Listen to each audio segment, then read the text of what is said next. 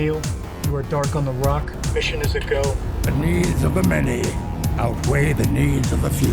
Optimus! You die! You were nothing but Sentinel's bitch. No, Optimus!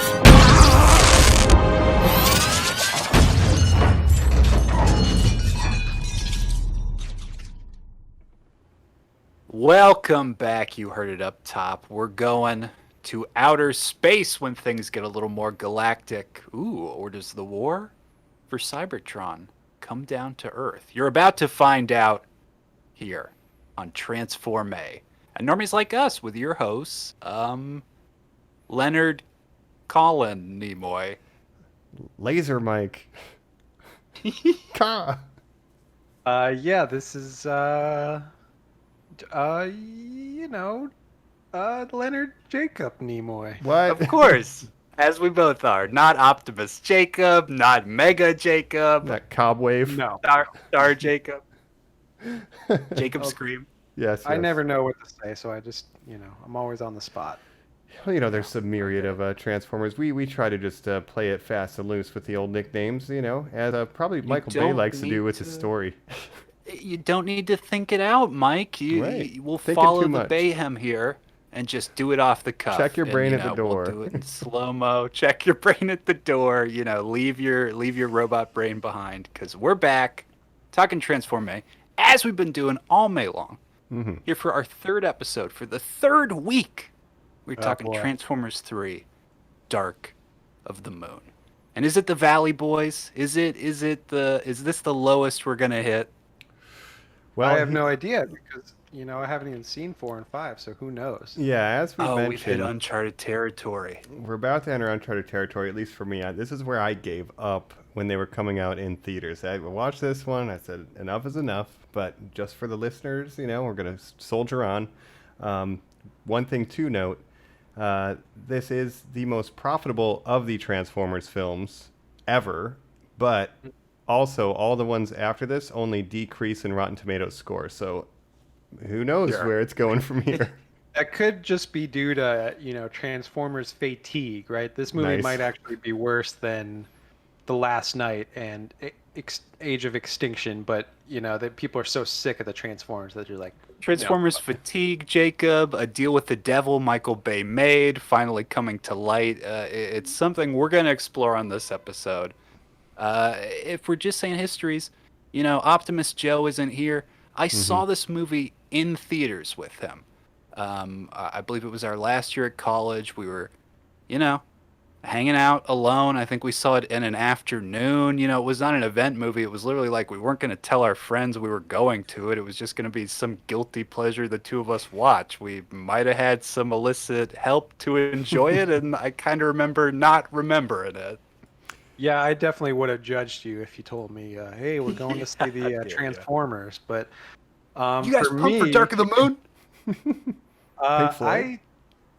I wasn't sure if I had seen this movie or not. Once I started watching, I realized I had not seen this movie, and none of this was familiar to me. Well, you didn't just block it out, a repressed memory. I might have, yeah, Patrick Dempsey, I don't know, but overall, I'm going to say, it was pretty bad. We've watched a lot of Transformers in the past 3 weeks, getting a little Transformers fatigue myself, but Yeah. is it worse than the second one? That'll be, up for debate. I think that's the question to answer, going forward. Yeah. A lot of fans obviously had issues with the second one, as we discussed last week. There was a notable lack of script. There was a lot of comedy beats that didn't land, and this movie at least was attempting to rectify that. Does it land those attempts? I would say, we'll see. yeah, I think they definitely tried to fix some issues. They were successful on some things. Some things are just as bad. I think overall, Or worse. yeah. What's better? What's the same? What's worse? Right. For me, the third act of this movie was actually better than the third act of the second movie. It might have the best action scenes of any of them that I've seen so far. Some of the action scenes I thought were really interesting and engaging. The build up to the third act was not good. I think there's still a lot of dumb bullshit that could have got cut out, just like the second one, right? It is long on the front side for sure. Oh, it's very long. Yeah. I keep falling asleep during them, but I'll get into that more in detail when we boy. figure out which Same. part. But yeah, so Dark of the Moon, I guess, should we just jump into it? Let's transform What? onto the next segment or anything else here? Perfect transition. I say we do it up top though while we're here. Jacob's yes. segment. Let's rate the title real quick. Now you yeah. said Dark of the Moon, Mike. You made the Pink Floyd joke. Yeah. Is that what it is? Like, why take the word side out? What does Dark of the Moon mean the dark side of the moon doesn't, if I may ask you both? Two options. I think it might be two different. One, either Pink Floyd must have copyright on "Dark Side of the Moon," the phrase, or It's not happening. or Michael Bay just thought it sounded cooler to say "Dark of the Moon." But who knows? It has to be one of those two. Yeah, he probably wanted Dark Side of the Moon really bad. Also sounds very much like Star Wars if you could include Dark Side. Mike, my whole pitch. Now we've related these all. The first one I was like, it's a Spielberg movie. It's E.T. Second one I was like, T2. It's Terminator. It's Terminator. He's obsessed with James Cameron. This is a George Lucas movie. This is Return of the Jedi to me, Mike. This is the energy that is taking. So maybe that is the title. Interesting. I like that you're kind of equating these all to different blockbuster directors, more famous and better works. filmmakers. To So be you have fair, Revenge of the Fallen. That's Yeah. kind of like Revenge of the Sith, right? And now The you way the have Return of title's the laid out. Moon. Right. Return of the Moon. Return of the Dark Side. We'll see if it's a full moon or a new moon, or if this is a good sign or bad sign. I guess a good omen, bad omen. As we talk, the dark of the moon, potentially the dark of the entire franchise, coming up next on Normies Like Us. How doomed you are, Autobots. You simply fail to understand that the needs of the many outweigh the needs of the few. Activating the bridge.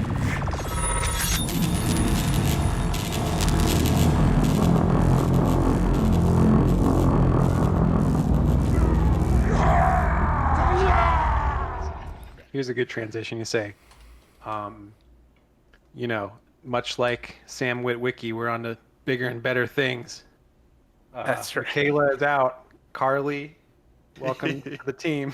Yeah. dare you, So yeah, well, let's just come in from here. We got new characters. We'll do the setup. Obviously, Megan Fox leaves in between these two films. So what's the impetus of this? Do we have the story, Colin? Have you done any research or anybody know? Well, we're a little let down here. Obviously, the way these movies are made, Mike, we like Megan Fox. You were pointing out in the first one. She's the best part of it. You guys really brought me around to that. I kind of agree now. We know how movies are made. You sign a contract for a trilogy. That's the reason Shia LaBeouf is here. Truly, it is that Megan Fox butted heads so much with Michael Bay that they bailed out. So Right. it is amazing, again, that she did do the Turtles. True. I'll tell you this, Colin. So I don't know if you know this, but so she had the comments of, in an interview, oh, Michael Bay is so hard to work with. He's like Hitler. Well, who produces these movies? Steven Spielberg. Jewish, obviously. Schindler's List. He was Saving not Private happy Ryan. with that comment.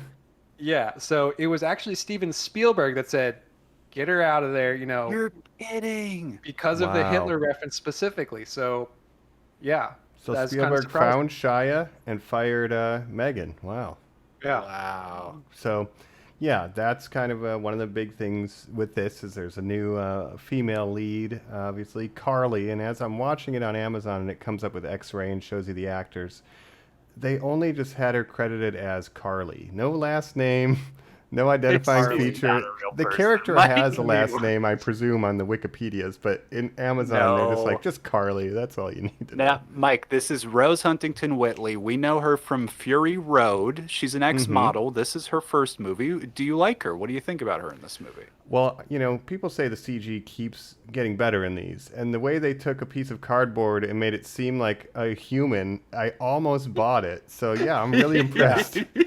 I'll say I this, don't like her that much. No. Rosie Huntington Whiteley makes Megan Fox look like Meryl Streep, if you get what I'm saying. Yes. Absolutely. Yes. and I Are we think it's unanimous on absolutely- this? Yeah, it's to the detriment of this film, and I think one thing, this film would work a lot better if it was Michaela, and her part feels like it should have been Michaela. Yeah. It makes Her sense. job working with cars. It was all Becoming the written curator. Yeah. Her part, guys, her role in this film. Let's talk about it for a second. Introduce. We get some nice slow mo up the stairs. A great Classic shot of Michael her Bay behind. stuff. Yeah. Goddamn, Michael Bay. We are so close to canceling. She takes this like will 5 be stairs. used in your court case. It's like 5 steps up the staircase. It's not a short shot. No. Brutal. She wakes up her sleeping boyfriend. Okay. So Mhm. then we get the story of how they met. She was an aide at the White House, guys. I mean, while Shia LaBeouf is getting a medal. Okay. A medal from Obama, didn't you know? Yeah. And so you're going like, okay, so this is like a smart character. I guess she works at the White House. Okay, then she's basically working for Elon Musk. She's like a personal assistant. You're like, wow, okay, that's cool too. And then at the end of the movie, she like calls Megatron a cuck and Yeah, makes she- him Yeah. fight. She negs him into action. Yeah. Yeah, that's the one thing she does to kind of advance the plot of this movie. But we know she's smart because she has a British accent, and everyone, That's all right. British people are smarter than us dumb Americans, right? Yeah, right. And so, least that's that's the what they setup. want us to Sam's think. got his new girlfriend, right? But Sam is still a loser, and I don't know why Aye. this person Oh, I is don't know. attracted He's to the him worst. at all. He's the worst. He's got a supermodel girlfriend right after his Yeah. last super hot girlfriend who was, infatuated with him just like this girlfriend is. He's got a sick Penthouse. apartment with multiple, Art levels. Deco. Yeah. Well, yeah. Doesn't have to do anything, and he's still like, But, he's still looking for a job. He's still, He wants a job. He demands a job. Let's look at the through line here. This is our last Shia. We got to pay some respect to that. Yeah. Again, obviously does not want to be here. But let's look at Sam Witwicky as a character, okay? Mhm. He is a character who wants. First movie, I want a car. Second movie, I want a normal life. I want to go to college. Third movie, I want respect. You treat me better than you treat anyone. I saved the world twice. You don't even know it. You're all nothing to me. right. Right. Patrick And all he has Dempsey to may show be a for it- billionaire, but fuck that. Right, and he has one medal to show for it, no job, and he feels like he's owed more, even though he really didn't do that much in the first 2 movies. He kind of just, stumbled into the whole world of Transformers. It's not like he's a the car guy expert. who talks to the robots. I mean, I don't. Does he deserve this happy ending he so adamantly demands in this movie? Well, I talked about how there's no continuity in these movies, and nothing that happened in previous ones really matters. But Sam's story does kind of, because he's like in high school, then he's in college, and now he's out of college looking for a job. So there is at least, that's probably the only piece of continuity throughout the 3 of these, right? That actually tracks. And in this overall, he is still annoying and very manic, but I think he brings it, actually. There's a couple scenes in here with Shia where I'm like, I don't know if you deserve the respect, but maybe by the end you earn it a little bit more. Yeah, and I mean, yeah, he's a good actor. I think he's at his and- best in this one, is what I'm saying, out of the 3. Really? I do, personally. I don't know how you guys feel. I think, yeah, I mean, he's still screaming a lot, Yeah. no, Carly, loves to just, Optimus. Mm-hmm. but there is more, His I number feel one like line. there's more at stake for him in this one. This is more high stakes overall in this one than in the first 2, where, it's kind of the invasion of Earth type thing. So there's a lot of emotional stakes in this, right? Yeah, and I think he sells the emotion as much as he can in this. He has some good physical performance. Like, he's doing parkour at one point. I don't know how Sam Witwicky has that skill, but Shia LaBeouf's out there Right. doing it. And it's like he's sliding over the hood of the car. I'm like, okay, Shia, you do it, man. But When there's that scene where they're like wingsuiting through Chicago, And I swear, I was like, is Sam Witwicky wingsuiting with these guys? I couldn't tell. Not I quite. thought that would no. just be hilarious if he was just randomly was wingsuiting. It's like, where'd you learn how to do that? Yeah, right. He was on the ground force, and the wingsuits, funnily enough, was just because Michael Bay was watching TV and saw people doing wingsuiting, and then like got on the phone, was course. like, we need him in this movie. It looked cool. Of course, his whole ethos. Yeah. I gotta say on Shia, I gotta say, the first one to me is Prime. Because I look at him now and it's like, and he's canceled, so it's almost not even worth this deep of an exploration. But indulge us, normies, as you listen along. In the lens. I did a little extra research and watched the movie he made at the exact same time as this, Wall Street 2, Money Disturbia? Never Oh. Sleeps. Yeah, I wish it was Disturbia. No, that's the first movie. But when he was releasing this third film, he was dropping that stuff too. That's with Oliver Stone. It's a long-awaited sequel. He's already worked with Spielberg at that point. This is a guy clearly wanted to do the big game stuff, and he doesn't want to be stuck doing the Transformers. He is bringing the heat in this, Mike, but there is the vacancy behind the eyes sometimes that isn't just the completely weird digital Shia they make for the tumbling out of the Transformers scenes. Yes. Like the real Shia who seems very empty in this movie. I think a lot of that is in that first act to act and a half too, when he's looking for a job and doing the job interview and John Malkovich scenes. Like that is definitely, I don't want to be here. The physical side of the performance and when he's like emoting about Bumblebee. But yeah, that's the biggest weakness of this, I think, is the first two acts are really long and pretty boring overall. Yeah. And you can see Shia is a little bit disinterested. I can never tell what Carly's interested in at all. If anything. You can't tell mannequins or dolls' eyes, Mike. Right, There's no light behind those. Which we joke, good luck with all your acting. And Fury Road's one of my favorite movies. But Shia, He's great. Yeah, he's doing Yeah, his thing. she's more known as a supermodel than an actress. We'll just leave it at that. But with Shia, obviously, we mentioned Steven Spielberg was kind of tapping him to be the next leading man. Obviously, Indiana Jones. That movie was not well received, and then he's kind of stuck in these Transformers. Kind of reminds me of Jennifer Lawrence getting stuck in the X-Men movies, and she was not wanting to be there. Mm-hmm. But and now he's kind of like an indie guy where he's making these like weird, like he made a run at doing the leading man thing and has now turned to like quirky indie type projects. But if you go all the way back, he got to start obviously with Even Stevens and Colin. We talked about it off pod. Little fun fact for the Even Steven heads out there.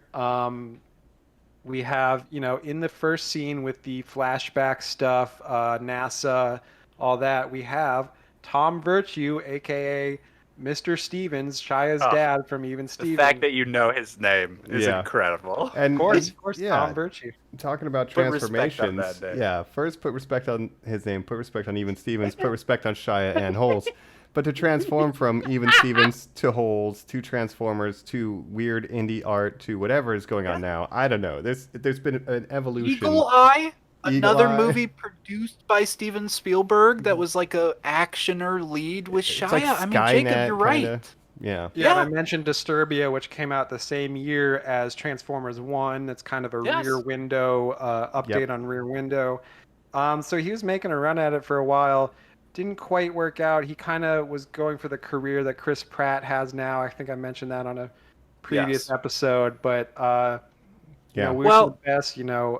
He's canceled, but we hope wish that him he the can best. All that stuff. You're overcome. canceled. You're gone. The thing we always skip over, though, because I love when we do this nostalgia talk where we're like, yeah, that was so interesting. Oh, he was in that part. That is so cool. We always leave out the Venice and Berlin Film Festival where he is wearing a paper bag that says, I'm not famous. Yes. We leave out the New York installations where you will come in and he will be crying or watching his own movies. That was he had actually- the James Franco weirdo phase, too. Mhm. Yes, totally. Very James Franco-ish. Even the Running in the Woods from Shia LaBeouf song, and he appears in a music video, Which, fun fact, our good friend, knows the person that made that video. Yes. Yeah, very cool. But, that whole thing where he watched all his past movies Like in the 24 theater at hours once. straight. That was kind of interesting, actually, because you could kind of see his different reactions over the years and him laughing at, even Steven's episode and then him cringing at certain things in the Transformers and stuff. So interesting. I wish more actors would kind of do that and kind of, we could see their career retrospective, so to speak. Between that, like, there's still meme reactions that are coming out of him watching his own movies, like, react faces, and then just the whole "just do it" green screen thing. I mean, he's do it. The Sia music videos where he's dancing with that little girl. Yes. He's found a way to be permeating culturally. Again, it'll be interesting to see what happens. He's now basically at a rehab clinic, sort of. I mean, he has admitted to it. He said he has been abusive his entire life to a ton of people. So he's putting the work in. He's on the road to recovery. Car joke. Yeah, and it's a shame. He was dating FKA Twigs, a great musical artist that I'm a huge fan of, and they met on the set of Honey Boy, which is a biographical film about his childhood, where he plays his dad, who was kind of he was a child actor, obviously, but unfortunately, he was abusive in that relationship, which he admits to. So we hope that, he can make amends for that. I also want to mention one other thing, that a little lesser known thing that he did was during the early Trump years, he had this thing online where he had a flag that said like "fuck Trump" or something like that. He was posting it at different places, and then there was like Trump fans online on like 4chan who were like doing their autism thing and finding the location of these flags and like stealing them, and he kept moving it to different places, and it was like this back and forth geocaching thing. It was like a live stream of like a political statement, like "he will not divide us," but then all the Trumpers would use like, "Okay, I recognize that building, and the way the sun is moving, it must be in the Pacific Northwest." They would like track it. There's a really classic 4chan stuff. But that's right. So weird artistic endeavors, but the book is still open on the story of Shia LaBeouf, I would say. Yeah. Hey, look, there's more. We'll throw it back to what we're talking about, Transformers here, obviously. But again, you want to explore him for a minute. He's the star of 3 of these. And this is his no last spoilers appearance. for things going The forward. original This is his trilogy. last movie. Number 4, kind of like its own spin-off. That's where we get Mark Wahlberg. Number 5 is kind of the Infinity War of the Bay Transformer movies. So you almost have to wonder, how much money did he turn down not to come back for that movie? Sure. Well, they bring John Turturro back, right, for the 5th one, but he's not in the 4th one. Is that correct? Again, yeah, it's this weird. It's like an Avengers. It's nuts. Well, that's a good thing, because let's mention some of the other human characters here. You get John Turturro back. He's just John Turturro. He's selling books. I mean, there's bit parts from Ken Jeong and John Malkovich, but. Mike, I'm feeling better about him in this movie, like where he is in his life. That's Turturro? He's like maybe the guy who I am tracking through these movies now, where I'm like, thank God he's doing okay. Yeah. Well, let's think about who made it through all 3. We've got Shia, we've got John Turturro, we've got Army guys, right? Josh Duhamel and Josh Tyrese. Chicken Thrower Dumel, yeah. Yeah, we got Tyrese, who's gonna bring some rednecks for the 3rd act Tyrese of this is movie back, that I'm gonna want to talk about. Right. Yes, this movie, I do feel like there was an infusion of a bunch of actors. Obviously, John Malkovich, Frances McDormand, a lot of good comedic Academy actors. Award-winning actors are all over. Ken Jeong, Andy Daly, Alan Tudyk, just a Tudyk's ton great of in fun this. actors, but they don't get that much to do. Alan limited Tudyk's doing a capacity. weird accent. Yeah. Hold on, Mike just said he's great. Guys, this is my MVP award. Was it Gunther? Who is Tudyk? Klaus? It was But what Dutch. was Could this? be either. Peter or Dutch? Thank you, Dutch, Mike. yeah. Dutch introduced this crazy side character who, for some reason, is allowed to finish all of his jokes. Like Michael Bay will cut away, and they'll have voiceover Valentudic finishing his jokes in every scene. It's incredible. Yeah, well, he went to Juilliard. You don't cut him off. And yeah, Alan Tudyk, who knew, he could touch so many different franchises. He's in Yes. Star Wars, he's in Avengers, I'm sure, somehow, I don't remember, but maybe not. He's in Firefly, obviously, but Alan Every Tudyk, Disney MVP. animated property, he is the voice of. He's their Lucky Charm, like John Ratzenberger for Pixar. So I don't know. I love him. There's a rumor going around that he decided just one day it was going to be the same characters from 28 Days. So he recovered as a drug addict, then joined the army and became a killer, and then started working with John Turturro. And like when he's like, "That was my old Hilarious. life," Wow. it's like he's That's flashing insane. back to this weird. And he's like John Turturro's butler / bodyguard / sidekick. but he's also Who a knows what he's hacker. at. Sawed-off shotgun at one scene. He's the best Yeah. hacker on the planet, Mike. Yeah, he's like, it's a 128 kilobyte encryption code, but I'm in. No problem. Yeah, it's Right. No sweat. Yeah.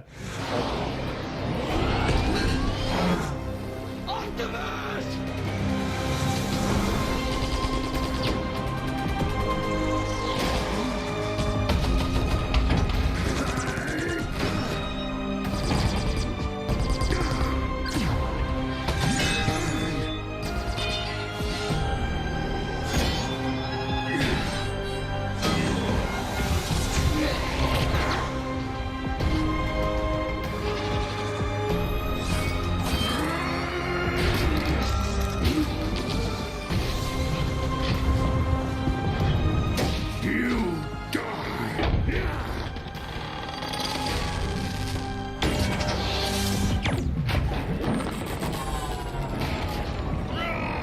That's kind of we get Patrick Dempsey as kind of our heel. He MC. decides to Yes. McDreamy is very popular at this point. He becomes McTransforMAY. Very weird. So let's talk about the overarching thing.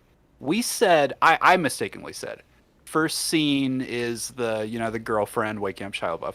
No. Jacob was right. It's this archival secret history of all these shots of, Michael Bay gets to shoot JFK in like a weird Right. out of focus, like, now tell the Transformers everything that's going on. The premise of this movie, and sort of the marketing, if you guys recall, is secrets will be revealed. The hidden truth of the The Transformers. moon. And now, like, Jacob, we've watched 2 of these dumb fucking movies where there's, like, not even a lot that's going on or happening to them. So, like, if Right. you tell me, like, guys, the whole plot, the whole secrets, it's all about to be revealed of all of it, I would be like, we barely even see the robots. What the fuck are you talking about? What would Yeah. be revealed? I mean, this is really the Infinity War Endgame. If Yes. the first 2 Avengers were really bad and didn't really build up anything, and the third, Endgame was also bad. yeah. But similar to Revenge of the Fallen, it takes real life kind of conspiracy theory type stuff with Yes. the moon landing type stuff, and the theory there is that they didn't go back to the moon because there's like secret transformer on the moon, which is Sentinel Prime, I guess. But like with the ancient aliens in the last one, you had that. Now you have the moon landing stuff. Right, and we have Area 51 in the sure. first one. So the origin of all modern technology is the cube, and then ancient aliens, and now moon landing conspiracy. So the Transformers Right. universe is very strange here. Yes. Yes. Remember, I the will pyramids say- were hiding a sun-devouring machine. That's know? right. Yeah. And there was Forget and Sentinel Prime was living on the moon, I guess. But Well, one he was thing- asleep. He was in power saving mode, like your cell phone. Yeah, yeah. Right. And I do want to say one thing that I think this movie did better than the last one. The big villain this time, Sentinel Prime, he's a much better character. He has better motivations than the Fallen, right? Ooh, yeah. Yeah. The Fallen was not very good. Fallen No. was a nothing. But Sentinel Prime has a character. He has motivations. He has a reason for doing what he's doing. Yeah. As well as he has a good voice actor, right? Leonard Nimoy, obviously. And I also want to mention there's a lot of little Star Trek references you might have picked up on. One in particular, so in the beginning scene when Wheelie and his little friend are watching. Who is that? Oh, he makes me so nervous. Yes, sorry. And they're watching Star Trek, right? And they say, "Oh, this is the one where Spock, goes crazy." And then later, Yep. I'm up Spock, time, yeah.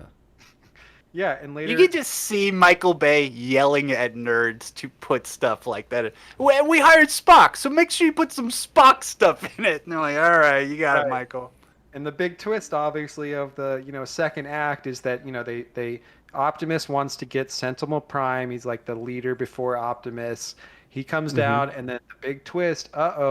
heel turn. Sentinel Prime is working with the Decepticons, and it was Megatron's plan all along to get Optimus to revive Sentinel Prime, and now he's, defecting to the Decepticons. Yeah, so they had the Ark crash on the moon with Sentinel. They want to get a space bridge to bring Cybertron to where Earth is. They're going to turn all the humans into slaves, except you can only turn on the space bridge if you're Sentinel Prime, and you can only bring him back with the Matrix of Leadership that Optimus Prime got. So that's another piece of continuity, I guess. You don't have to have seen the second movie, but you're like, oh, wow, that's something that was in another film that you brought back. I was like, in my seat, Mike, what happened? I was like, okay. You actually brought something back. I'm proud of you. Yeah. Right. What happened to the Allspark? I guess there's just that one piece of it. That one shard. So they bring him back. He already looks like a fire truck, even though he's been on the moon. Oh, God. Whatever, But yeah, that's the thing. He scanned the fire truck on the moon. And, a moon powering fire truck. down must-scan fire truck. But it's like a 2019 or 2011 fire truck, I guess, for the time period. But anyway, Absolutely. he crashed in the 50s, 60s, but he got a future fire truck. But the whole moral dilemma is, does Optimus side with bringing his planet back or protecting the humans of Earth, right? Where does his loyalty lie? And Sentinel chooses, Now, Cybertron.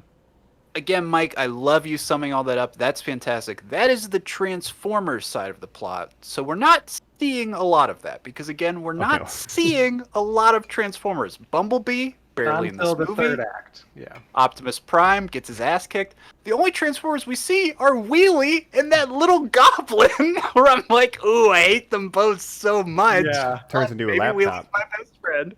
Why wouldn't Wheelie go with Michaela? Why would he stick around? Well, right, because they totally changed his character from the second one, where he starts as a Decepticon spy, right?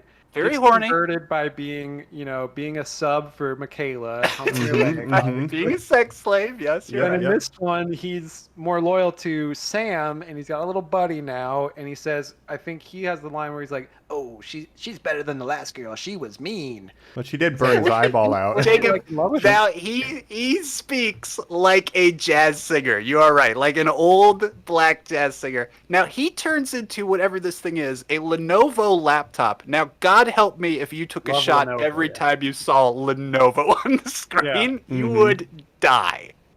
Yeah, they're using it to hack. He's got he like heats up too much, and then his brain is smoking, so he's got to stop being a laptop. Ooh, baby, it hurts. I mean, it's wildly offensive. Right? Yeah, and they've taken out Mudflap and Brother. Who cares, right? But they just keep having us spend time with like the dumbest Transformers, and we never spend time. Yeah, we never spend time with the cool ones. I have something too while we're talking.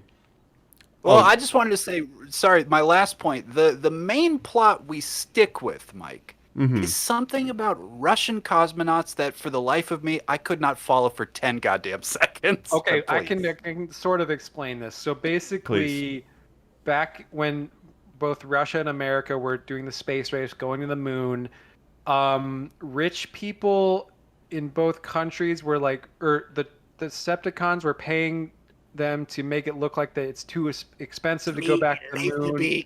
Well, they went to the moon in the first place to investigate the crashed Cybertron ship, the Ark. And they said America first to send a man to the moon, but Russia was the first to send a camera. So they had photographs of the alien technology, and then America and Russia were like, oh shit, we got to go, get this stuff. Right. And there's a conspiracy, with Patrick Dempsey's dad, who was part of this original group, who was like in with the Decepticons, who's like specifically hiding like this technology from the government. They're fudging the numbers Jacob, they can't go back.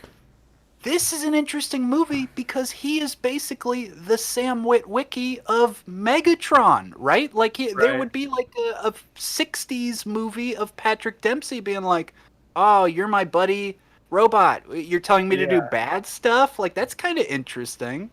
But also it has it's like The Departed. The movie, he's like, you think I wanted this? Like, I just inherited this job from my dad, basically. Like, it's going to happen anyways. I might as well like be the leader of the human slaves. No, he does not have to do it multiple times. Multiple times he makes the choice to kill them all. Yeah, absolutely. But I mean, he's the one who's like, oh, you're holding prisoners? No, just fucking execute them. I do like the line though. I'm a liaison. I liaise. Like I have nothing to do with the plan. I just. Right. Terrible. He's And not even a when good guy. the one scene he really has with Megatron is Megatron being like, "Oh, get out of, you've done your job, you insect." And he's like, "Man, that guy's such a fucking dick." Yeah, right. But So yeah, he's trying to sell out the humans, and then for some reason he wants Sam Witwicky to go and spy on the Transformers. yes, okay. So first of all, It's alien tech. the and, logic of his plan here, the first thing he does is he gets Sam a job working with Ken Jeong, one of the only people that would have information about this conspiracy that he can then relay to Sam, when what he could have done is just not gotten him that job, got him a job somewhere else, and Sam never would have found out about this at all. So not sure the logic makes sense there. Yeah, because he's with John Malkovich. He's like, oh, we got a letter from one of our board members that you're recommended, right? And so Patrick Dempsey sent him a recommendation to get him hired, like you said, at the place where Ken Jeong, who is a conspiracy nut, Deep Wang, Right. as it were, is going to pull him into the whole plot. We're getting away from racist Transformers to come over to a racist performance from Ken Jeong, where I'm just like, Michael Bay, I don't feel good about any of this. No, but he has exotic milk, and that scene really was needed, So, And this is also a time period when Ken Jeong was kind of everywhere. The Hangover movies, Community. Yes, absolutely. and we're fans of Dr. Ken, don't get us Oh, wrong yeah. here. Yes. Ken Jeong, of the show, Andy yes. Daly, bunch of nerds working together in an office for some reason. It's like all hot girls and nerds. But This is the Bayest. There are some shots, Jacob, where they'll just pan around the room. The secretaries, the way that their shirts are open and their hair is done, you're just like, what insane. the fuck is going on, Michael? Explain yourself. And all the guys are just like a bunch of like complete nerds, right? Yes. Right. And then so he relays the information to Shia, immediately gets killed by Laserbeak, right? He gets suicided. computer. I've got to suicide you, Mike.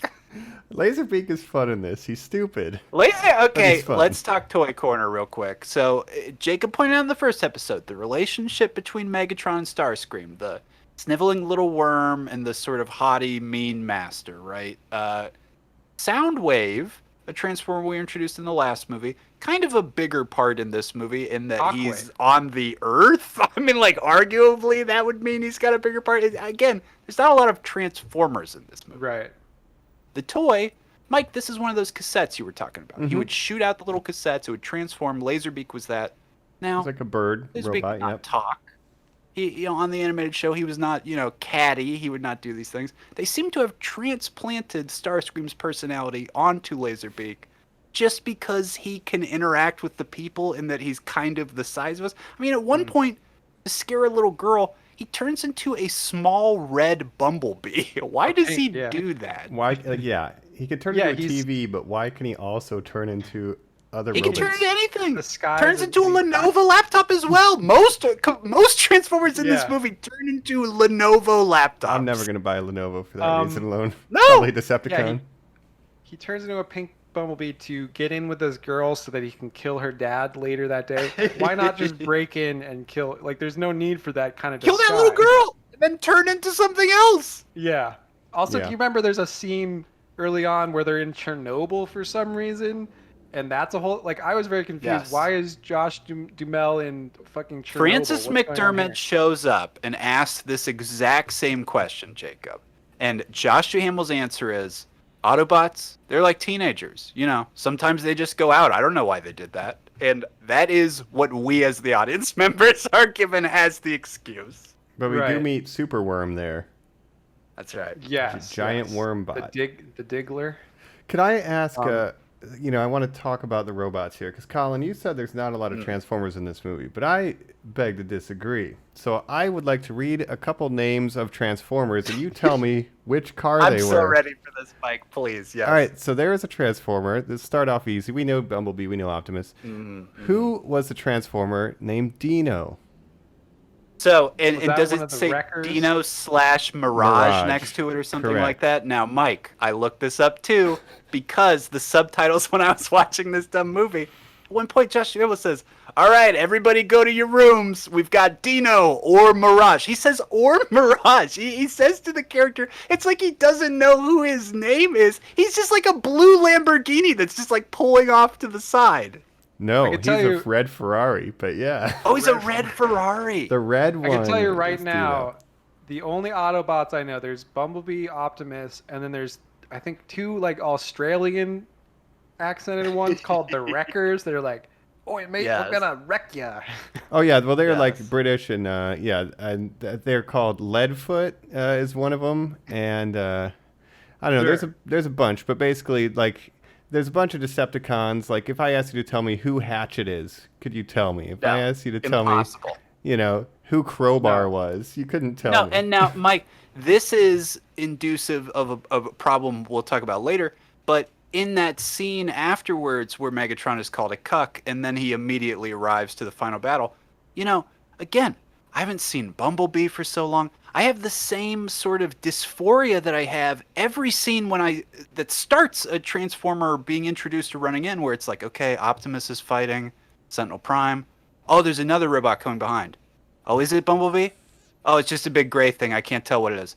Oh, it's Megatron. Of course, that does make sense because in the last scene, Megatron said he was going to fight. You know what I mean? Like, Right. every time I see a Transformer in this movie in particular, I'm like, right, which one is that? Well, again, it has Yep. the problem of all the Decepticons just being gray and silver. Like Starscream and Megatron look very similar. Like all the Decepticons kind of have the same color scheme, whereas the Autobots can be more colorful.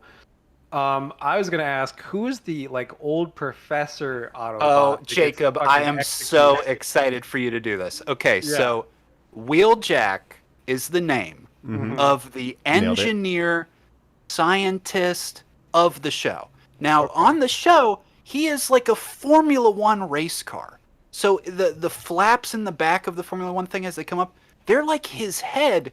He doesn't have a mouth or anything. He communicates with these flashing lights on the side of his head, these huge flashing orbs. I'm like, oh, what a weird, interesting character that's always been in my mind. Now, Jacob, would you translate that to a guy with a weird accent who has, for some reason, the most human-like Terminator skull out of all of these monstrous Right. Autobots? Right. He has a has weird shaved, hair. bald head with Yeah. long, weird, scraggly green hair. And at one point, he turns and says, "Bumblebee, I think they're gonna execute us." Oh my Yeah. god! He's And got then he dentures. For shot his in the life face like as a he's dog. murdered. Yes. There's a That lot is of the murder in most this. Madness. savage part. Yeah, this is probably the most graphic one yet. And there's I- scenes of Decepticons just blasting humans and they evaporate. I think at one point Yes. they blast Well, them with just a they skull turn left. Yeah. Oh my Yeah. god. And that's That is yeah. gruesome. Yes. And I want to mention probably the biggest, most heart-wrenching moment of any of these movies was the Sentinel Prime heel turn. Who does he take out? The only other one to survive all three are Buddy Ironhide. Yeah, Just Mike, again, unceremoniously. I have That no hurt. feelings towards these guys. When it was him, I was like, that makes sense. We got to change up these numbers. Like, let's You're get the Iron only Hide one out with of a here. name. We might as well kill you for whatever they were emotional about to effect kill- that is. Yeah, they were about to kill Bumblebee, and I'm like, no, not Terrible. Bumblebee. And they fucking murder this old weird guy right in front of us as he's begging for his life. I'm like, Yes. that is horrifying. There's It kids seemed going to like- this movie. It seemed like the only time where his voice was fixed for a minute too, right? As the guy's being taken away, he says like, "Not like this" or something like that, and you're like, "Oh my god!" And that's when Shia is acting. But that's the thing too. The robots bleed in this one. Like there's like Yes. oily red blood coming out. Right. There's a lot of violence. Of course, we have some more Optimus Prime. That's what I want to ask, right? executions. Is Oh my Optimus God, Prime a he's good so guy? brutal. I think he's a psychopath. I don't know. He's. I don't know if he should be the leader of these guys. Let's just say, compared to the cartoon, he's absolutely nothing like the Optimus Prime of the cartoon, who's a very noble leader. This guy is like a brutal, like, if you cross me once, I'm gonna fucking kill you. And when he has a chance to take somebody out, it's never like the easy way. It's like, I'm going to rip out your rib cage and an eyeball in your spine, Yeah. and I'm going to talk shit while I do it. It's like Give crazy. me your face. This time he just This says, one you he's- die. Yeah. Yes, You and We we will get an kill homage them all. to he would always do these duels with Megatron where he would make an orange axe out of one of his hand. Megatron would make a purple mace. They would sort of clash at each other. This one, he's got the sword he's had in the last two. Then he makes the energy axe. I mean, again, he's dual wielding. He's cutting people's heads off. He's screaming. I'm like, Optimus, no. He's also like a got like a blood big rage. shotgun. He's got like a big shotgun he's cocking all the time. Yes. Like, Now, were you Yeah. shocked to see the airplane parts came back? Let's that talk he about did that. have Jetfire's abilities still? All you needed was one line, where it's like, Q, that Wheeljack, we've just finished upgrading Jetfire's engines and put it in your trailer. And then it's like, all right, cool. Instead it's just like, no, we just built a brand new jetpack. Fuck Jetfire. Mike, So in this one, he does- that's an alternate universe where Transformers have lines. All they're allowed to say is, my God, no, not this. Like, they just react to things. Well, we hear Yeah. mortar that bridge at one point. Yes. Yeah. Right. Giving So we military should orders. say he has his trailer in this one, and his trailer has the flight tech and some kind of technology that he's trying to get later on. And where did his trailer come from? Was that on the moon too? I guess they just built it over the last little while here. But yeah, he's got to get it. And the Decepticons have taken over Chicago. It looks like all hope is lost. They come in at the last minute to save Sam Witwicky, and then that's literally when Optimus says, "We will kill them all." It's like no prisoners. Mike, we're touching down on Endor. This is the final battle. This is a war that we kind of haven't gotten yet. We've had these small skirmishes where some of these big goofballs run through these cities and go like, blah, blah, blah, blah, blah. But Shockwave, with his big wormy thing like you talked about, this is a kaiju. I mean, this is, we're full on into this now. Well, this is why I'm saying the third act in this is the best one, because it has the highest stakes. It's the Decepticon invasion of Earth. And you actually, I like this, once Optimus comes in with that shotgun, that's when I think this movie gets kind of interesting to watch, because it's just a big action scene, but it's definitely more watchable than the end of Revenge of the Fallen, right? Yeah. Where it's just we're running across the desert when we have a car that we should be taking. Like, at least this time there's a reason the Autobots are gone, because they've been exiled. Like, there feels like stakes. They've at this point brought a couple hundred Decepticons in. So yeah, it's like, oh shit. Yeah, and I feel like there's a real attempt to show the human point of view in Chicago. You have all these people wandering around like all hope is lost. You've got the generic army guys following Tyrese, right? You've got, the three characters we care about, Sam, Carly, and Tyrese, and then you've got a bunch of, army guys. Let's go. We're gonna Josh Duhamel shows up, Navy SEALs. Yeah, there's only one way in. We gotta wingsuit in, but then we also had people drive in and swim in. But whatever. I just drove my Chevy, but okay. Cybertron, you are saved. At last.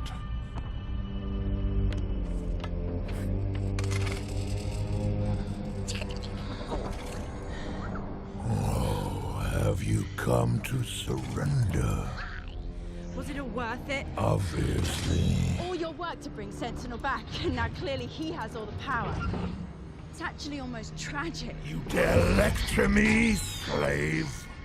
Your Decepticons finally conquering this planet, and yet their leader won't be you. It will be me. It will always be me. In any minute now, you'll be nothing but Sentinel's bitch.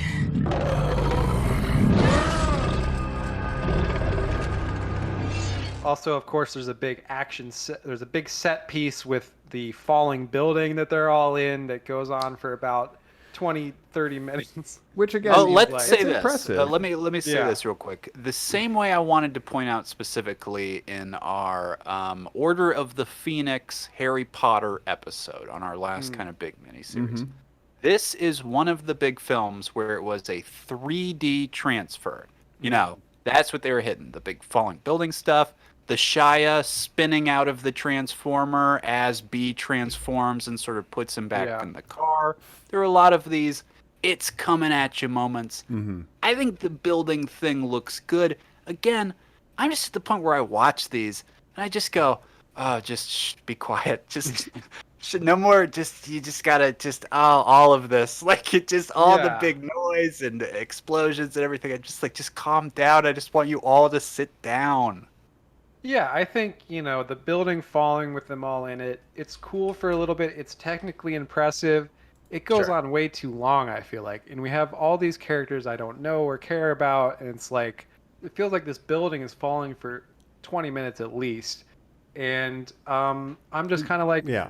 as impressive as it is, I'm over it. Let's get to robots fighting robots. That's what I want to see. Well, the other problem too is the story reason why they're in the building is like we got to shoot the pillar. Rocket launcher guy is like, oh, we got to get a higher vantage point. So they get to the vantage point, but they don't even succeed in the mission. They just the building just falls, and like they don't progress, the goal at all. So he could have shot the rocket, got the pillar, woohoo, oh shit, building going down. Instead of just like we need him in the building, we'll put him in there, and then they fall out of the building. Who gives a shit, right?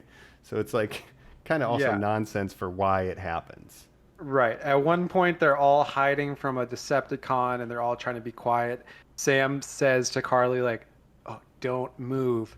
Like, obviously, Sam, you're the one who's moving the most by saying don't move. You Quiet. don't have to say that. Yeah, but we should mention Sam kills Starscream, so, where did he get this ability? Yeah. Did he learn that Yeah. in college? Has he done any He's got training? the grappling hook, shoots it right onto his eye, right? Flings around for about 3 minutes, A little no bit broken of bones. continuity. We didn't mention Megatron has some sort of leftover wound from the Fallen, and like little robot bugs are like sort of picking at and cleaning him. He's got this big scar over one eye. Starscream kind of picks a fight with him earlier on, and then Starscream gets taken out by missing sort of that same part of his face at the end, right? Yeah, it's true, yeah. And shout I out was to gonna Mad Max again. That's how we meet Megatron. He's out in the desert with his cape to keep Right, the sun with his off his shawl. robo head. Yeah. Sure. Looking pretty cool. It was a cool look. I was gonna say, as much as we rag on, the Transformers don't do anything, I thought this was actually the best movie for the Starscream Megatron interactions. It feels like they are trying to add some of that dynamic. They have two. That is why it stands out, Jacob. There are two scenes where they interact with each other. Right. That's monumental. You kind for of this see franchise. the relationship from the cartoons. And I also just like the dynamic of, Megatron, Sentinel Prime, and Optimus Prime, where it's like Sentinel Prime is like this pragmatist who's like, in order to save Cybertron, we need to side with the Decepticons for some reason, but at least it's different than Megatron, and it's kind of more interesting dynamic. Very cartoon. The ship that he takes, the Ark, that is the Autobot ship that they crash into the prehistoric Earth with. Again, space bridges. We talked about it last week. I had forgotten they were a plot point in this like completely, and the fact that they say the word space bridge, I was like, oh my god, oh my god. But yeah, Jacob, this one, again, it feels like there's some stuff going on, or some homages to the source material again, where they're like, yeah, let's just use these Transformers. This is probably the last one where we'll have Megatron, so like let's give him some stuff to do. Right, and even the big fight at the end, Optimus versus Sentinel Prime, and then Megatron comes in. Like that was, to me, was more engaging than anything that happened in Fallen. Yeah, I will say, because you got the dual wielding, the axe and the sword, versus Sentinel with his Thanos blade, and he's got a shield. So like there's like an interesting kind of melee dynamic, and then Megatron coming in to try to help because he doesn't want to be second fiddle to Sentinel. That was pretty well choreographed action, and even when Optimus is viciously dismembering Just wrecking members people, of his species. Yeah. You can at least track what's happening. Yeah, and I was gonna say Sentinel Prime, like the design is interesting. Like he has a more human-looking face, just like the Wheeljack. He's got kind of a beard. I think he was modeled after Sean Connery, who they originally wanted to voice him, but Sean Connery had retired from acting, so then they got Leonard Nimoy, who obviously was also in the animated movie as Galvatron. Oh, nice. Yeah, huge. Now, Jacob, that is so funny. Every role in Hollywood since the 90s, Morpheus, they talk about every one of those where they go, Gandalf. We had Sean in mind. It's so interesting that, but guys, Dark of the Moon's gonna be the one that gets him. Yeah. I mean, at least for this one, it was just a voice role, so you just had to go into a voice booth and do some lines. But even that was and like too you much. said, It is an interesting pragmatist, motivation to give him of. So, Optimus, did we win the war? No. We completely blew the Civil War. The planet is uninhabitable. We had to escape and get here, and we were followed by all the bad guys. Oh, and there's more of them than there are of us? Yes. Okay, well, we're all Cybertronians then, so we're all one people. Yeah. We need to look out for ourselves then. No, what? Huh? No, aliens. You were my we're teacher. Earth. Right, we Yeah. must protect the humans with murder. But I do like the dynamic of like Optimus feeling betrayed by his, mentor basically, and being like, "Well, I thought, we were supposed to stand up for Again, weaker beings and Return of stuff." the Jedi vibes. Well, Empire is where the speech happens, but join the galaxy and, we can rule. He join me, we'll get Cybertron back. And it's like, oh, come on. Right. And the reason I say it again is, doesn't that feel like the final scene? He's the Emperor, Darth Vader and Luke turn on him to fight for a minute. It's just like, you're like, oh yeah, sure, this is how we would leave this, I guess. Let me ask you guys this, just because we're kind of towards the end of that, but just I'm saying it like it is a conclusion. Mike, you said this is the most successful one out of these movies. $1.12 billion. Now, we talked about it up top. This is where contracts are ending. You sign a 3-picture deal. These aren't Marvel times where you're like, hey, 5 pictures, and you might show up on the Cliff Jumper, spin-off series. No, that's not happening. Mm-hmm. For a lot of people, this was, okay, I bet this is Michael Bay's last movie, not alone Shia LaBeouf's movie. This is sort of, if they reboot Conclusion of the afterwards, trilogy. if they go into a different direction.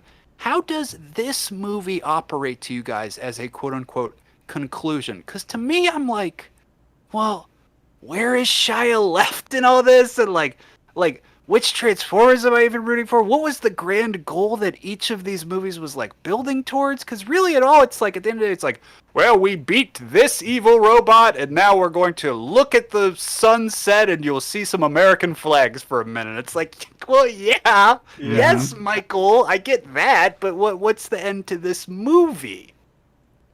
We Right. will always be here to protect the humans. You're It's like, The okay. funniest way that this ends, and Yes. of course, then you get a Linkin Park song over the credits. Isn't course. the post-cred scenes John Turturro? Oh, Yes. yeah, John Yeah, Turturro. That's kissing our Mrs. button McNorman. for the entire saga. Yes. And then she Was says, that built you're up at all? arrested. And he goes, it's worth it. It's worth it. I did not realize until I saw that they were supposed to be built up as like a romantic thing. I don't know if that Obviously was not. Don't No. talk about what And wait, happened in to Quantico. continue- That was a one-off, she said. But to continue a different through line, he doesn't have Michaela to be sexist towards. So instead he goes, beautiful new girlfriend. Like he immediately, when he sees Rosie Huntington Whiteley, is like, oh my God. But I want to know, do you guys, Mike, this is a conclusion, quote unquote. How does this movie work for you as that? It does not work in any way, shape, or form as a conclusion. I mean, it's the second Barely works time- as a movie, Barely, let alone right? as like a capper to a trilogy. Like, I don't feel like Yeah. Sam has grown to be like someone who... No, he's the same character in each Yeah. movie, right? He doesn't grow at all. Yeah, and the Transformers are still, we will protect the humans. Like, Yeah. no one has changed at all. What have they Optimus accomplished Prime in is still 3 a murderer. I Yeah. don't know. They haven't accomplished And- anything. 3 MacGuffins, 3 foiled plots. We've seen Right. Megatron die twice Twice. now and get defeated a third time. Yeah. It doesn't feel like a cohesive trilogy at all, obviously, and yeah. I just think that at least the third act of this was more watchable to me than Revenge of the Fallen, so I'll give it that. It has that impressive action that Michael Bay is known for. The blending of real and CGI is impressive, and it's like an hour long. So if you Yeah. want to watch this, skip the first hour and a half and just... Oh, the But build up Mike- is Yeah. insane. Makes it's not worth watching. That's where I fell But asleep. Mike, you wouldn't learn any lessons. You would just say, all right, guys, clap, clap, clap, wrap it up. Hey, you know what? It wasn't always easy, but I think we can all see the writing on the wall. Shia barely wants to be here. Michael's taking long lunches. this movie's not going to do very well. You know it was what? Great seeing everybody. I have a specific note on that too, because when I'm watching it, I see the end credits hit, and once all the feature credits are done, with the special font, Michael Bay film, the first credit on the crawl, the first name on the crawl is the second unit director, which leads me to theorize there was a lot of this where Michael Bay was not caring and just second unit director, film that explosion with Josh Duhamel. I don't really care, right? Just get the background plate and send it over to the CG guys. Then get that guy, Mike. When you do number 4, how are you seeing these dollar signs and going, God damn it, you're right. Michael, he's got the formula on this thing. He knows how to make hits. We just made $1 billion on stupid robot cars talking to each other. We're going to be in this business forever. We didn't even have a script the last time. Yeah, I mean, at this point, they can put out, it doesn't have to be, anything great. Like, they can half-ass it and still make $1 billion. So, which at the time, it was like the 5th highest grossing film of all time when it came out. Now it's still the highest grossing Transformers movie, but it's only like 27 on the list. Big line of coke. Don't tell me it's not Star Wars. I'm the 5th biggest movie ever in my fucking talking robots. Right. And it's like, obviously it almost became a meme where it's like, these movies make so much money. Who's watching them though? Which has kind of almost been surpassed by Avatar, where it's like the movie that made a bunch of money that has no cultural impact. 100%. Right? You're right. Yeah. Here's where I'm at. And this is a good time for any other errata that we forgot too. Whenever we do these, I've been watching like reviews of people coming straight out of the movie theater. And there'll be people like, 10 out of 10. This was crazy. The special effects are awesome. This is definitely redeemed the second one. Oh, you got to go see it. 9 out of 10. And I'm just like, that's the audience for this. Well, think about, reviews coming out of... want to hear dialogue. Right. People coming out of The Phantom Menace thought that movie was great. It's kind of the hangover of realizing, wait, was that actually bad? Yeah. Because even like Megatron's face turn, it's like predicated on the fact that Carly looks through a telescope, sees Sentinel Prime arguing with Megatron, and somehow, because I don't think she can hear them, just infers like, oh, that guy, yeah, I could really, push him Literally, over. Megatron is so impulsive. If he just waited, like Sentinel Prime was about to kill Optimus Prime. Yeah. If You Megatron walk up just behind waited him, a few shoot more him in minutes, the back of the head. Yeah. Instead, he saves Optimus Prime basically by attacking Sentinel. And he gives him a Joker speech. Who would you be without me, Optimus? Of course. And Optimus murders him too. Joker speech. Yeah, and executing Sentinel, you didn't betray me, you betrayed yourself. That's a great line. It's like it's that meme, trust no one, not even yourself, and it's the kid behind himself with a gun. Right. Right. I do want to say, obviously with the third act here, I think there was an attempt to make the humans more impactful. We see a lot of these army guys kind of ganging up, we got snipers, we got explosives guys, they're doing something. I'm glad you brought that up, because I was thinking, you keep sending these infantry guys in, and they have not been very effective for the first 2 movies whatsoever. And in the opening act, they have them doing like drills with Bumblebee. Here's how you do a kill shot, rappel over the top. And I'm like, thank God you guys at least learned how to be somewhat competent. If you're going to keep running in as foot soldiers with M16s against transforming robots, at least you're learning how to be less kill against fodder. B. That's one of the few scenes with Bumblebee. He doesn't talk in that scene. We just sort of see him hanging out. Training, but it's like, okay, good job. Yeah, and the theme of it seems to be like, okay, humans, obviously they're physically much weaker than the Transformers, but teamwork, that's where that's the strength of humanity, is working together. Yep, snipe the eyes out, throw a parachute over their head, bada bing, bada boom. I guess. Yeah. Another note that I wanted to get in erratas is recycled footages. Do you guys know about recycled footage on these ones? So I do think I remember this. Mike hit us. There was apparently a really tragic accident with one of the extras during a highway chase scene where a cable snapped under tension and she ended up with permanent brain damage. She got settled for $18 million. Terrible accident, tragedy, right? These stunts can be dangerous. So they couldn't finish that scene, so instead they just recycled footage from The Island and put Transformers in on another Michael Bay movie.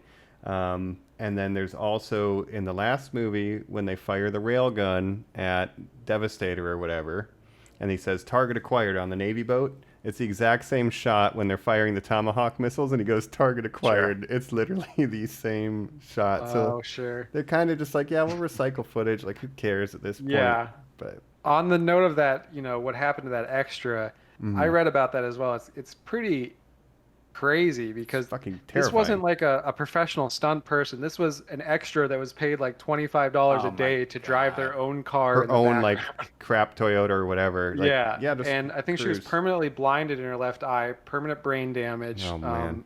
Yeah. Hollywood Productions. I mean, got a significant settlement, but I mean, permanent brain damage, eye injury, right? That's tragedy. Is it worth $18 million? Yeah. Half blind for the rest of your life. No. If the movie made $1 billion, I don't know if the studios care in that much, but it is tragic what can happen. Yeah, and that's what's sad it just goes to about show that, like Megan Fox said, like this shit is dangerous. Like like Megan Fox literally said, if something goes wrong, you're fucked. You're fucked, and the movie's over. Right. Yes. I mean, that's the consequence of the Bayhem, right? Mm-hmm.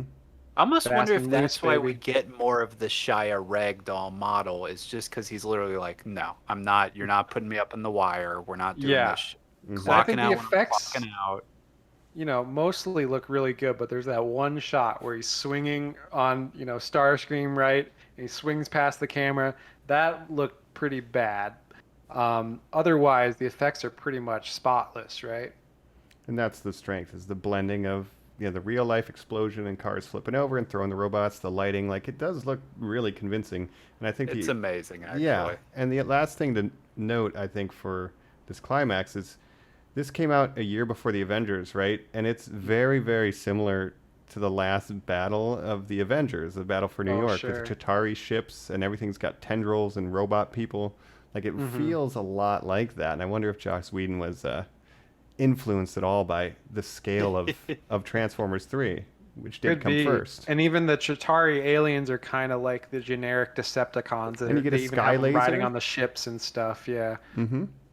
Totally. So- Joss, can I see that script? I'm sorry, what did you title your Avengers movie? Oh no, it's not ready. He's erasing Dark of the Moon next to it. Right. Right. It's like Michael Bay thinks he's controversial. I'm going to be controversial one day. Yeah. But Oh, boy. I think there's definitely an influence on that because the structure of the third act, big major city, sky lasers, spaceships coming through a portal. It had to. Genius. I'm Yeah. with you. Well, and Transformers does occupy an interesting period of time where the first one is pre-Iron Man, so it's pre the Marvel Cinematic Universe, but then it's also Post kind of Spider-Man. Yeah, so it's right in that window. Comes out the same year as Spider-Man 3. Superheroes are kind of going through a change in movies, and then as the sequels come out, now we're starting to see the MCU formula, and now we have this whole connected universe, which we will obviously go on with the Mark Wahlberg movies, right? I have heard direct quotes from those big writer room assemblages you've mentioned, Jacob, where they say, our instructions have been to, quote unquote, Avengers it up. Right. Mm-hmm. Totally. And that was the big thing. Connected universes, different characters coming in and making cameos and stuff. That was Hey, the new it's hotness. me, Rhinox from the Beast Wars. Megatron, you better cut it out, or I'll see you November 5th on my DirecTV streaming app, Rhinox's Revenge. See ya. Yeah, Rhinoc and roll. Right. It's a musical. We're trying some new stuff. Soundwave makes an appearance. I'm here for it, Mike. Yeah, right. At this point, but I guess that's kind of the gist of Transformers 3: Dark of the Moon. I mean, and if you guys don't have anything else, we could go to final thoughts on Let's hit it. the greatest roll installment. out. Let's roll out. Let's roll. Let's kill roll. them all. None of you are safe. I'm a madman. No prisoners. no. It's like Jesus. Always the bravest of us. But you could never make the hard decisions. Our planet will survive. No!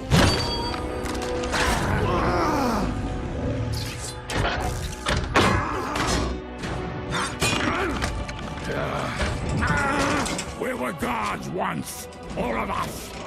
But here, please, there will only be one.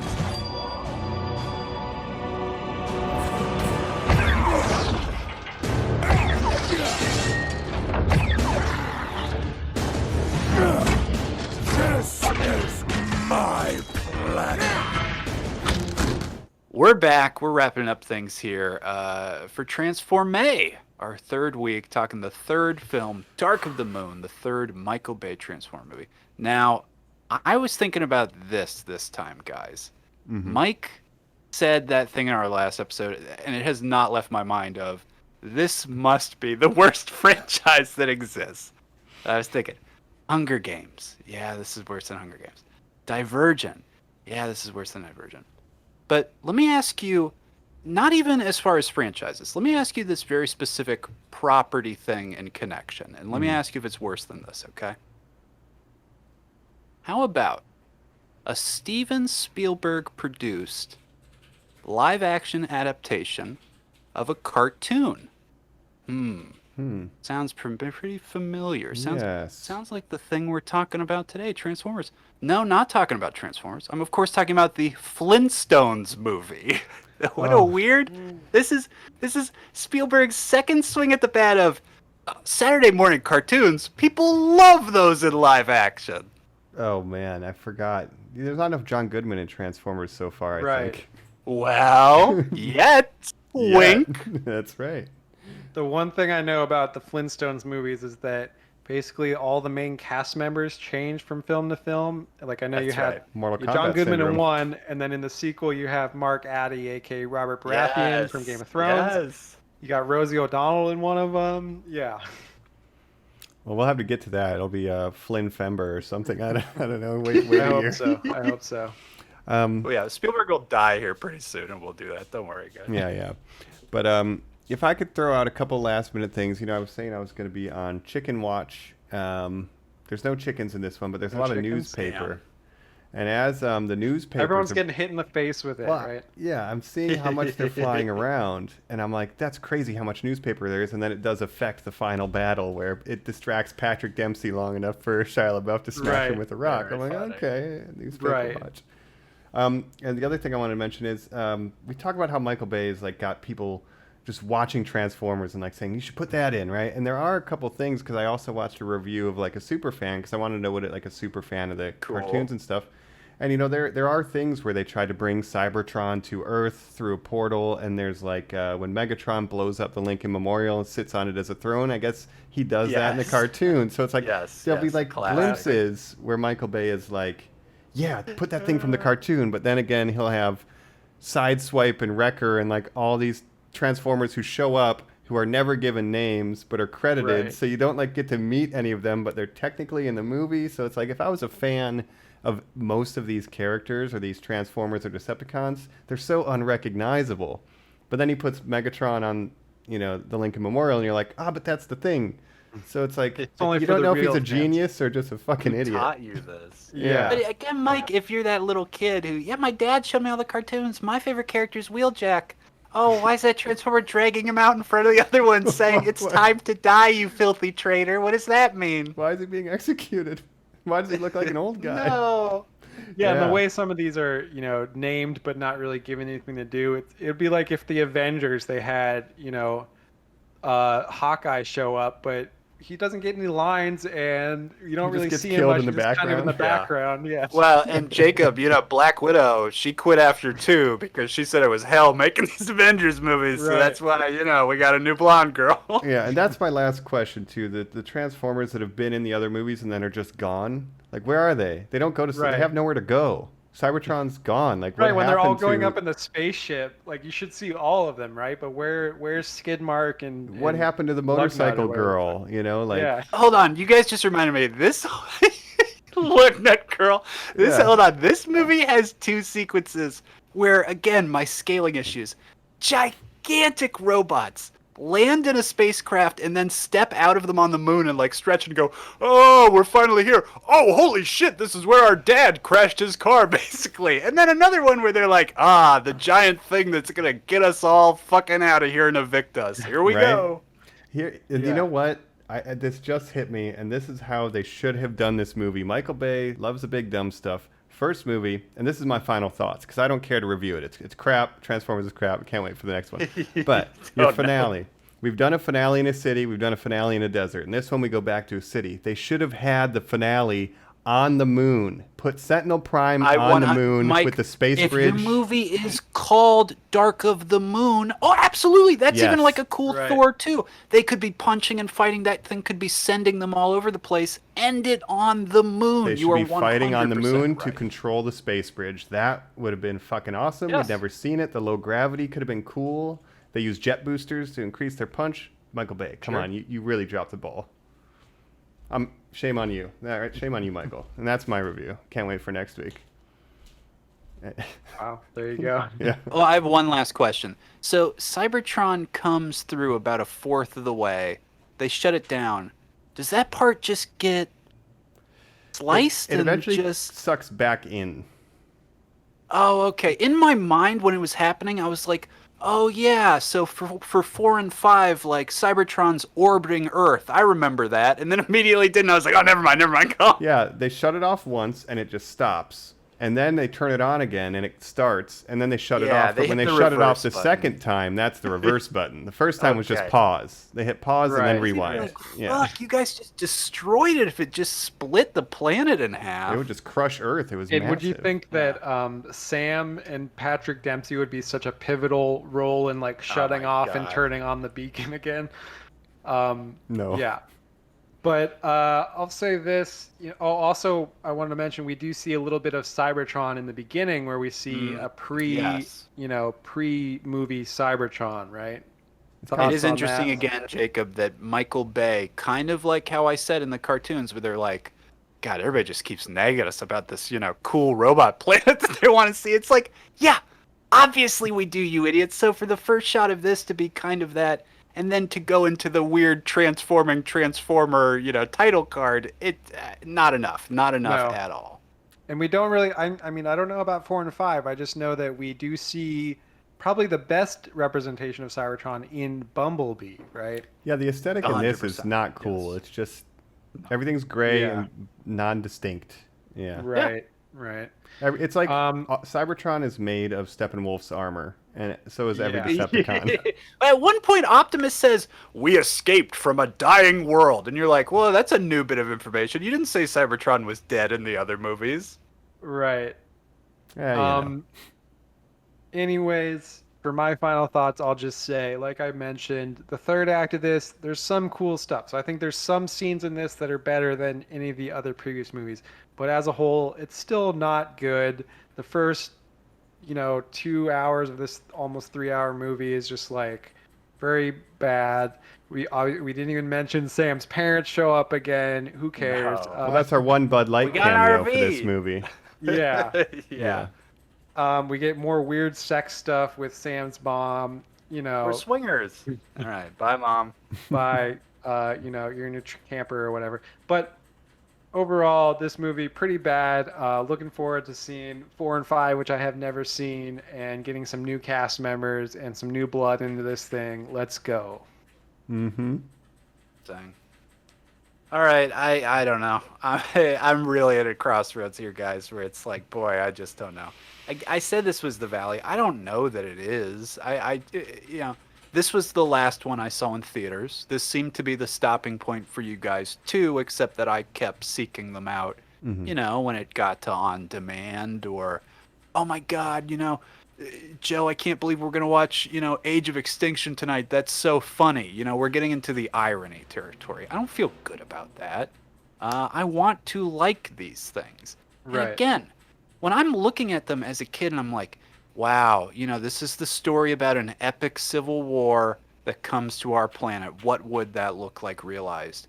I guess it is the hyper violence that this series seems to sort of lean on as a crutch. I wouldn't have thought that as a kid. You would have thought it'd be more, not even family friendly. Again, it's so hard to talk about these without talking about Bumblebee. We don't want to. Maybe we will. Let us know. But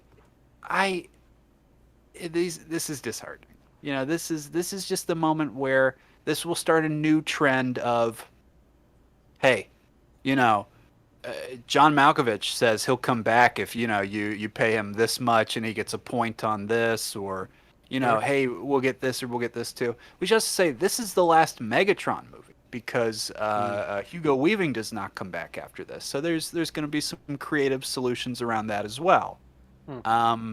Looking forward to seeing what you do with that. Yeah, I'm sure you do. There's nothing to look forward to from this point on.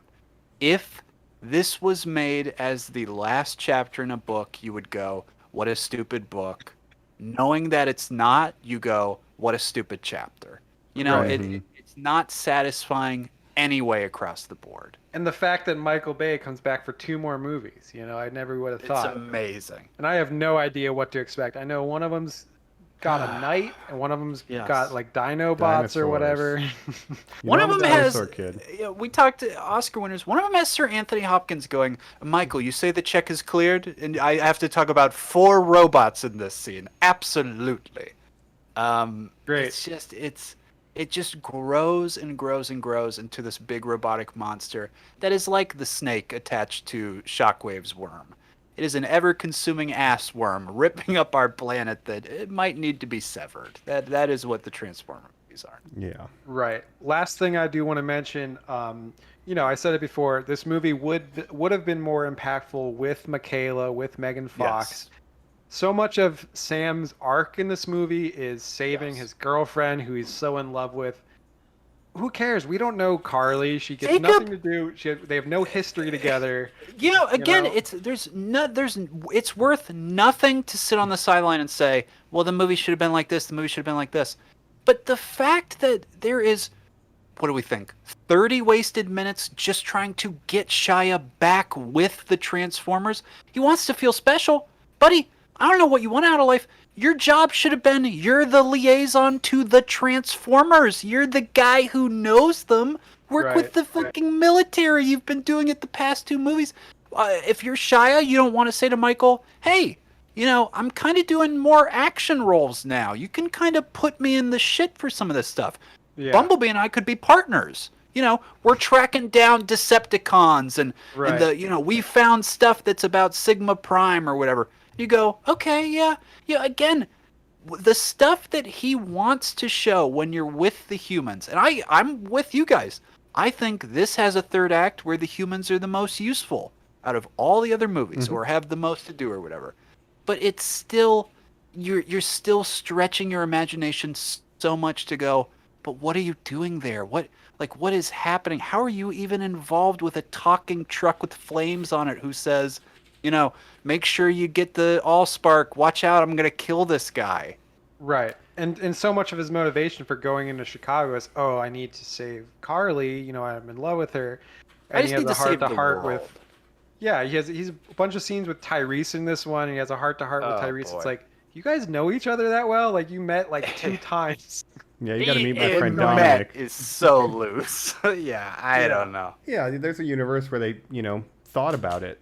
And tried to do something that made sense. Like Shia LaBeouf could be being trained by Josh Duhamel because he probably had that job and got fired because he was too annoying. Shia LaBeouf, the military probably kicked him out. I buy that too, Mike. A guy who especially is so weird and cocky that the second he gets a medal, he pretends to shoot a stranger he's never met before and then walks up and asks around. That guy is flunking the psych exam. That was the day he got his walking papers. They're like, give him a medal, but just get him out of here. You're dishonorably discharged. Oh, only Obama. Fucking Obama. Yeah, are you going to have sex with me? You're the second model I will have had sex with. Oh, one last thing I wanted to point out. You know, we were talking about studio intervention a bit. Wouldn't it, you know, if you're making him look like Sean Connery and Sean Connery says no, wouldn't it make so much more sense to go, well, you know, the sci-fi character who's a voice actor who we should have fucking play this thing is a little guy named Luke Skywalker, Mark Hamill. Yeah, sure. The Leonard Nimoy connection is these are Paramount movies, CBS, you know, that connection there, the Star Trek and all. This is literally like, look, you know, we own Leonard. He is 89 years old. He signed a contract that he does not understand. If you guys want, he could say the word Starscream a couple times. Yeah. Look, And I the think it's needs yeah. of the many board members outweigh the needs of the right. few voice actors. And he says that he says that in the movie, right? Which Of is the course he complete does. opposite Wrath of Khan. context that he meant Right. it in Wrath of Khan. Absolutely. Absolutely. He's basically opposite of Spock, but Yeah. I think it's the prestige of his name. Megatron! What if he had done that? Yeah. I am and always shall be the one to kill you. Right. And, today, Sean Connery and Leonard Nimoy have both passed at this point, so it's very sad to even talk about them. But, the prestige of his name and the fact that he was in the Transformers animated movie as a different character, but, why not bring him back? That's the big bad. Mm-hmm. Yeah. Yeah. Why not? Thanks, Leonard. Thanks, Leonard. Yeah, thanks, Leonard. We miss you. Live long Thank and prosper. You, Normies, for following along, for transforming with us, for Transfor-May again, our third week here. Hit that like, subscribe, leave us a review. That helps out too at Normies_like_us. Again, we're doing this now. We're getting your thoughts out, our thoughts out on Transformers, but you can hit us up and say, oh, it meant so much to me that Leonard Nimoy played Ultra Prime or whatever his name was, that I wouldn't have it any other way. And how dare you say Mark Hamill could do it? That's fine. That's fine. You can do that at our social media. We love when you do that. Mm-hmm. But otherwise, keep following along for more Transformers action. We're digging up some dinosaur bones next week, baby. Things are about to get a little wacky. Mike, I think I found a Transformer. Oh, say hi to your mother for me. I'm going to take a sip of this Bud Light. I also want to say, check us out on YouTube. If you're listening on audio only, we're doing YouTube videos so you can see our beautiful faces. Leave a comment. Yeah, we appreciate it. Normies Like Us on YouTube. If you do it on a Lenovo laptop, it's very important for us that you only use we love Lenovo. Mm-hmm. Now, please leave a comment with what Lenovo model you're using to watch this show. This says it's Laserbeak 420 says, I love your show. Well, hey, thanks, Laserbeak. Oh, Laserbeak 69 says suicide yourself. That's not very nice. Oh, boo, Laserbeak. Jump out the window. Come on. All right. We've been your hosts. This is Decepticon. This is Optimus Mike. This is Jake and Old Prime. See you later, Normies. There may be more Transformers movies to watch, and we will be here to review them in painful detail. Cut to the American flag. Bye, Normies. In slow-mo. Bye. No. We need a truce. All I want is to be back in charge. Besides, who would you be without me, Prime? Time to find out.